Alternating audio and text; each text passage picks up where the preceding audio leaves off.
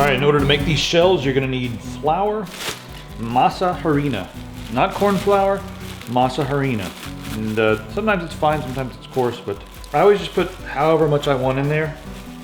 And you know, I bought a glass jar for this, but I just haven't washed it yet to keep all this in. So yeah, that's about enough for 4 or 5, I don't know.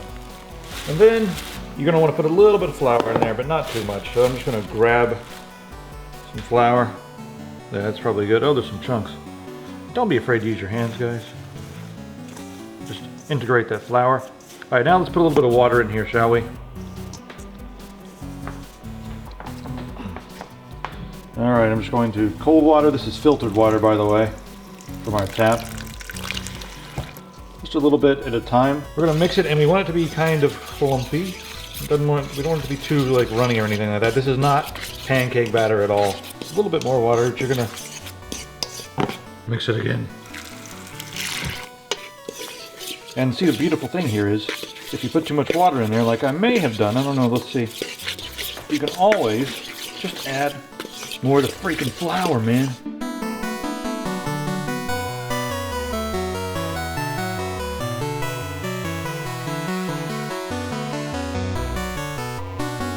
Flatten them out right here. Now the problem with this stuff is it sticks to everything. So I'm gonna reach into this flour, grab a little bit, and just make me a spot here.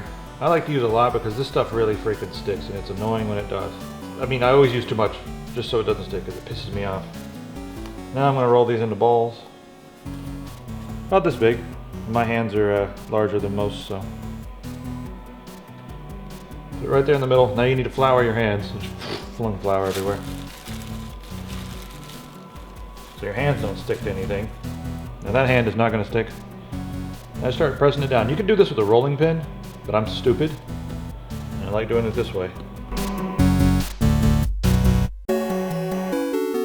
It doesn't matter if the shape is perfect, because it's going to be delicious.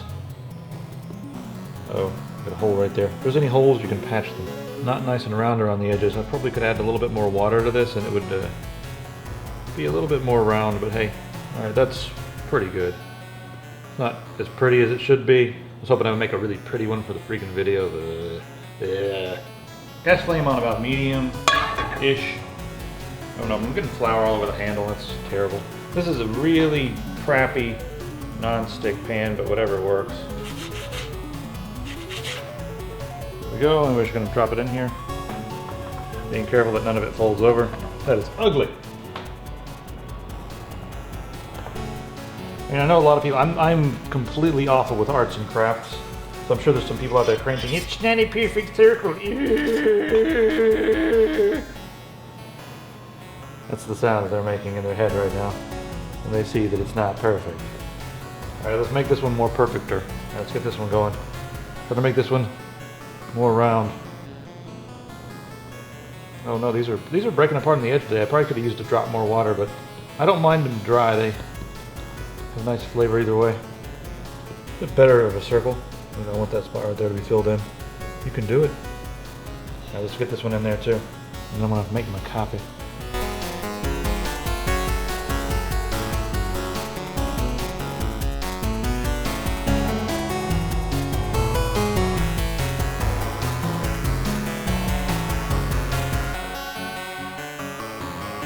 I'm getting flour everywhere. It doesn't matter, you can clean later.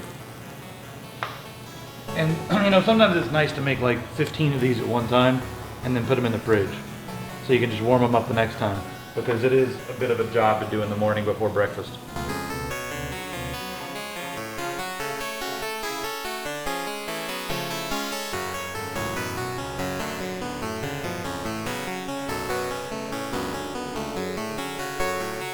Flip them. Go. That one's nice and done. That must be the hot side of the pan. These cheap pans have hot sides and cold sides. Smell those, yeah. It's delicious.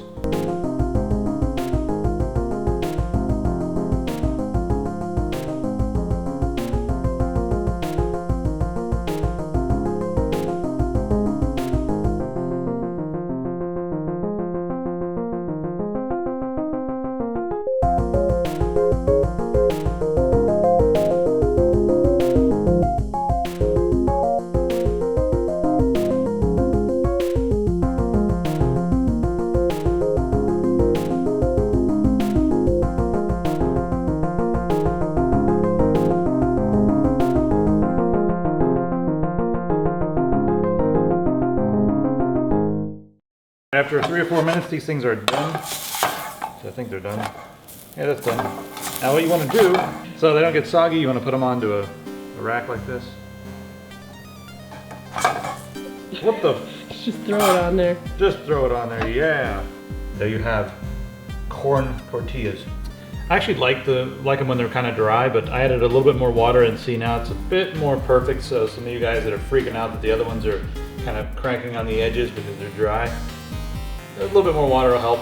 But like I said, I think they taste just fine without the extra water. And I don't mind the fact that they have a funky shape. For making breakfast tacos, you want to slice up some beets into straws, you want to dice some onions, you want to dice up some peppers, some bell peppers. Red bell peppers work, these are like green, but they were supposed to be red. Cilantro, chop that up roughly. Then we've got our special sauce over here. Into the special sauce, we put a few scoops of mayonnaise, and then you put lime to taste. I like it limey. And then you want to put paprika and some cayenne pepper, both to taste. But you want a lot of paprika until it gets about that color. There's no science here, except the fact that it's going to be delicious. Next up, if you want a plantain, get a plantain. And you want to make plantains, you want to use them when they're like black. See this banana? If this was a banana, this would be nasty. But thankfully, this curved yellow fruit is still somewhat edible. I wouldn't eat that. I would. You would eat that. But plantains, this one, I mean, even if this was black, it would be even better. So I'm going to cut this thing open. I usually just, well, let's cut off the ends here. Get those out of the way. And then I usually just like to make an incision and just go straight down the side. Peeling it just like this. These things can be a bit gooey and a bit sticky. But hey, it's delicious. Got it. Yes, look at this meat of the plantain.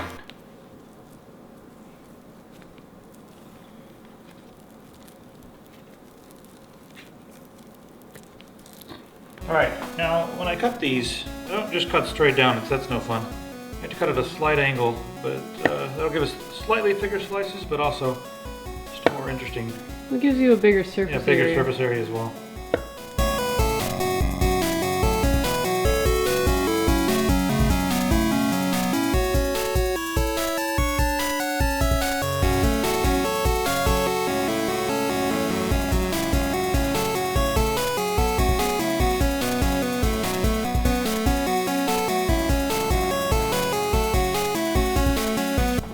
So I'm going to grab some coconut oil here.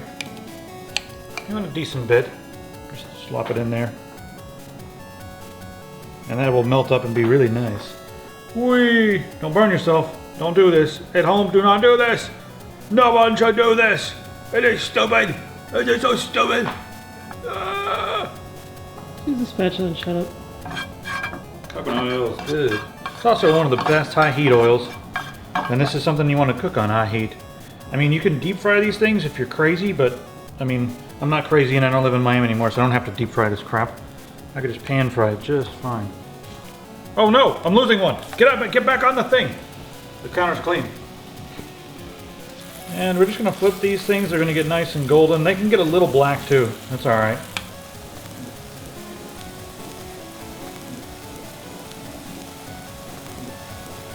Show this. Some of you guys may like refried beans with your tacos. I do. So refried beans are always good. Just warm them up. I mean, you can just get any can kind of. I really prefer organic because they don't have a lot of shit in them. I'm gonna flip some of these things. Let me show you what they look like when you flip them. Yeah, that's what you want. Now that one's getting a little. Oh, there's two. He was a spy. All flips. That one's a little. It doesn't matter if they get a little dark. They taste delicious that way. All nice and flipped. These are going to be brown on the other side, then taken right out.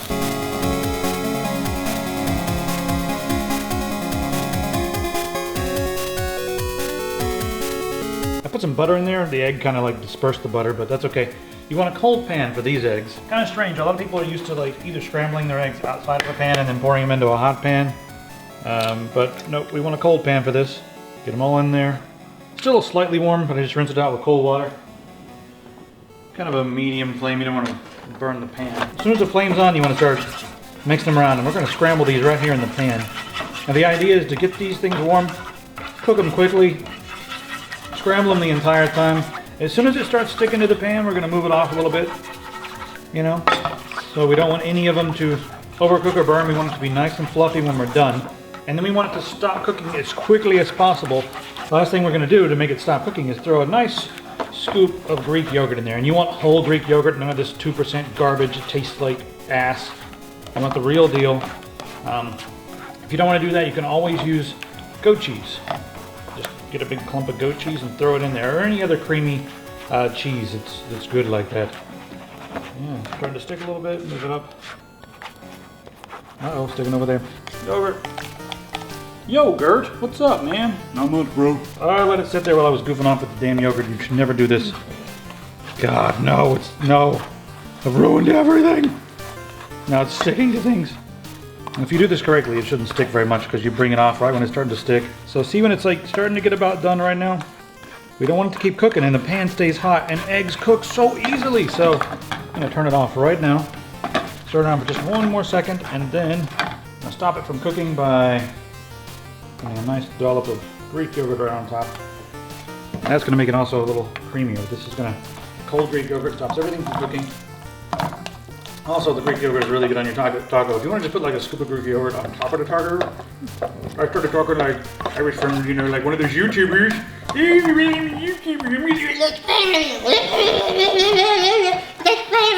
Oh my god. I can take my voice. Watching you fucking 12-year-olds.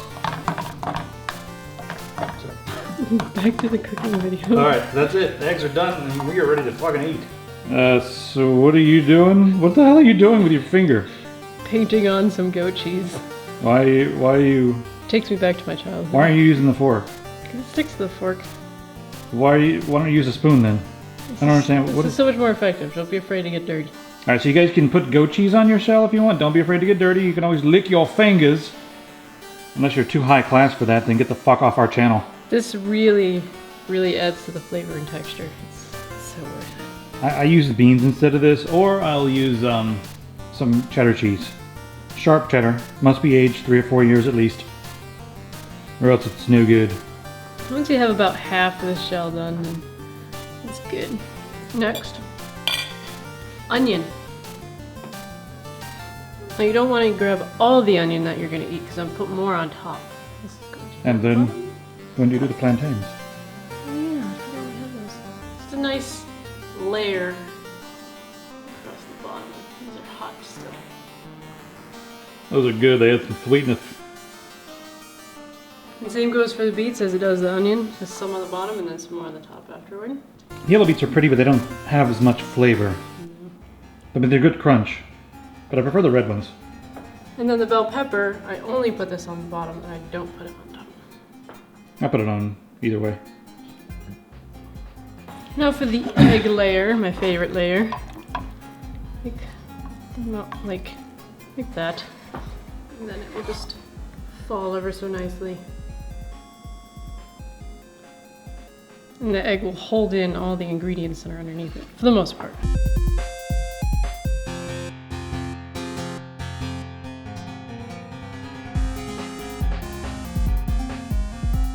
And the only real difference in mine is that I have a layer of beans on the bottom because beans are delicious. And they kind of hold all the ingredients in them. So I don't have to worry about the eggs on top mashing everything down. I've got the beans on the bottom just grabbing all the stuff. And then pepper. I'm a big pepper fan, so I like pretty generous amount of pepper. And then our finishing amounts of onion. More onion on top. Oh my god. I eat a lot more onion than Logan does. I'm an onion fanatic. Can you save some for me maybe, please, actually? There's plenty here. Look at that. Okay. And then the finishing amount of beet. Very pretty, very pretty.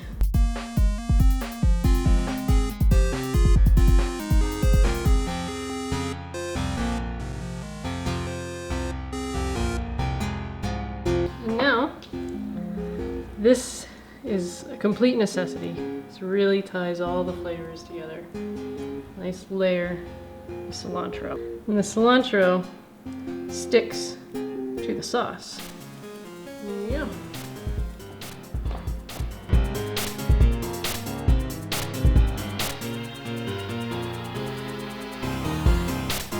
The only thing I needed to do to mine is chop up a lantern pepper. I like really hot peppers, habaneros, lantern peppers, ghost chili even. If you can get a raw ghost chili, chop it up, throw it on there. And the hot sauce that I would recommend with this, I really like the Tropical Pepper Company Ghost Pepper Sauce. If you want a lot, use this one. I like the fact, it adds a little bit of sauce. If you don't want a lot, grab the Scorpion Pepper Sauce. What I do is I add a lot of this one and a few drops of this one for good measure. And it's delicious.